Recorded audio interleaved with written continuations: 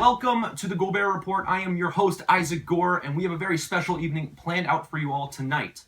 Here with me is a specialist in Middle East affairs, Jonah K., here to talk about ISIS, Iran, and absolutely nothing else. That is it, Zehu. We all know that the Iran deal is bad, but how bad really is it? First off, we just can't trust Iran with anything. Here's a picture of the Iranian soccer team, the women's soccer team. Now, you're looking at it? Okay. Now, I don't know about you, but I see at least 6 men here. Now, maybe there are some women in this, but I don't see a lot. Now, Iran responds to this by saying these are all men undergoing their sex changes or awaiting their sex changes. But I don't buy that because I'm pretty sure that that's blatantly against the Quran. But I guess you gotta do what I had told you. Now, here is another interesting example of Iran's truthfulness.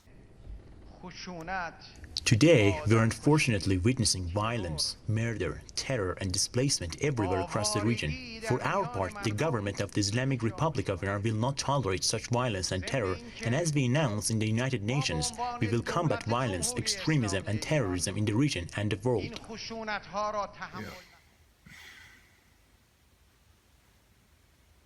Iran, they're the biggest sponsor of state terror in the world! Now, another skill in lying comes into play when we go and inspect the reactor. No, our uranium only looks like it is enriched to 90%. It is actually undergoing a sex change, and in 2 years we'll be back to a 2%. Just wait a little bit. Have some khorash. It is okay.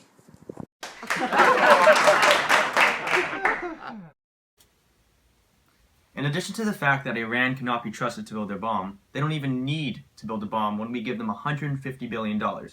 We all know how good Iran is at negotiating. Hello, how are you? I give you every time.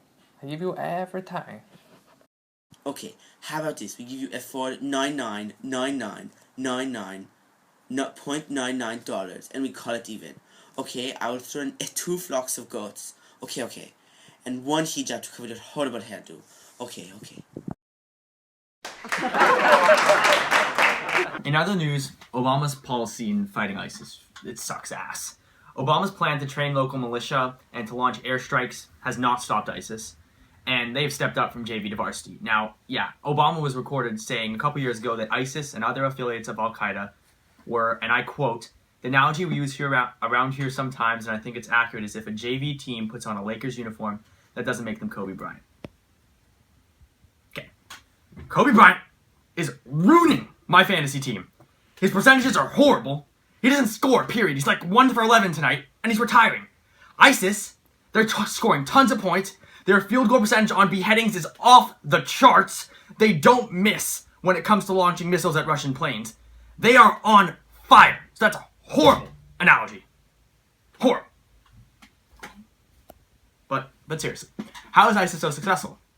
A lot of their success has been attributed to their strong social media department, and they've been producing a lot of English propaganda videos to appeal to Western jihadis.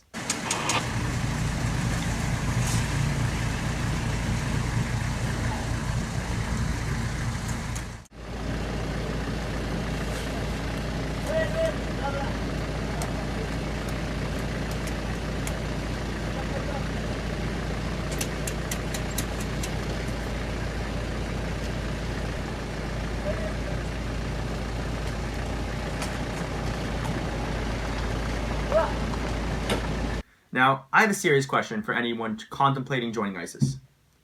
Are you going to ISIS to give out food or to do the will of Allah and get some fucking virgins, okay? Who the fuck is joining ISIS to do chesed, to give out food to people? No, you want to go and you want to blow people up, so it's just stupid. Who is this appealing to? And then they go and they step up their game.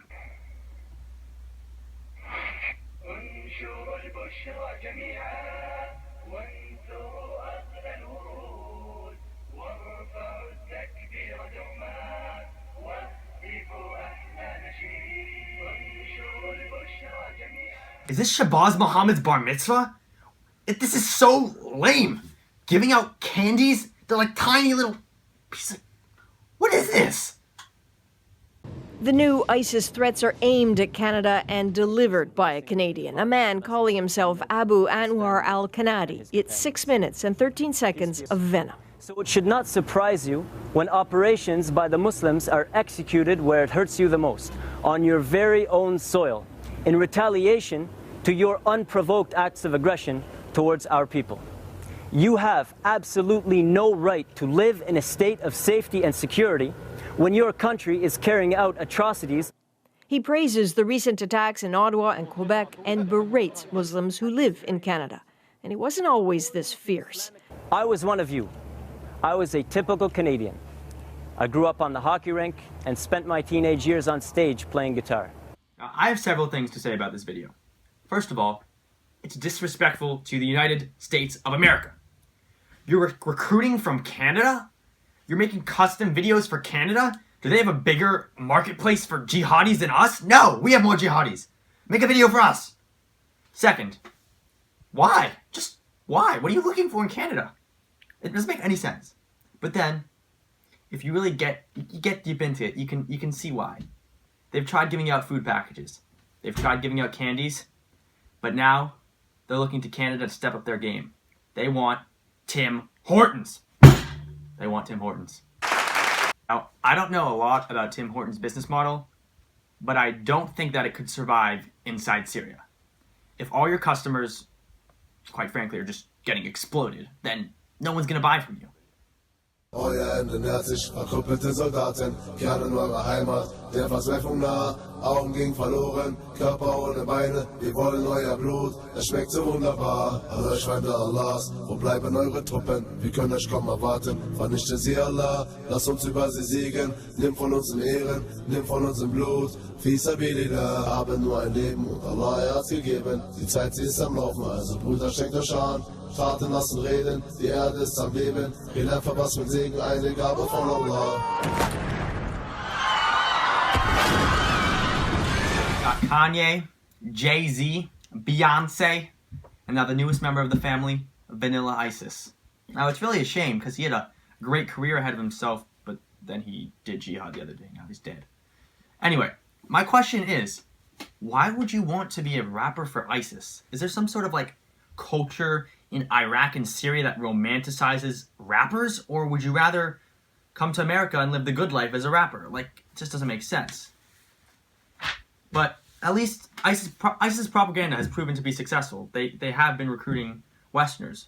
But my question is, for this fresh batch of jihadis, who the fuck finds Snake appealing?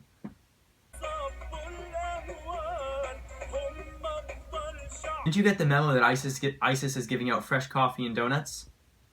I don't care what you believe in, but no one watches your video and says, gee whiz, they've got some Snake over there, I'm gonna go and join you guys wherever you are. Seriously, man. But let's get back to ISIS. They are a serious threat, one that needs to be dealt with aptly. So how should we, as Americans, stop our young men and women from going over and joining ISIS? We could go and spend $1.7 trillion, or something better comes to mind. In order to stop our young men and women from joining international terror, we should go and encourage them to join domestic terror groups. Now I'm talking about our gangs that are flourishing in Chicago. I'm talking East Side? Yeah, East Side, man. Yo.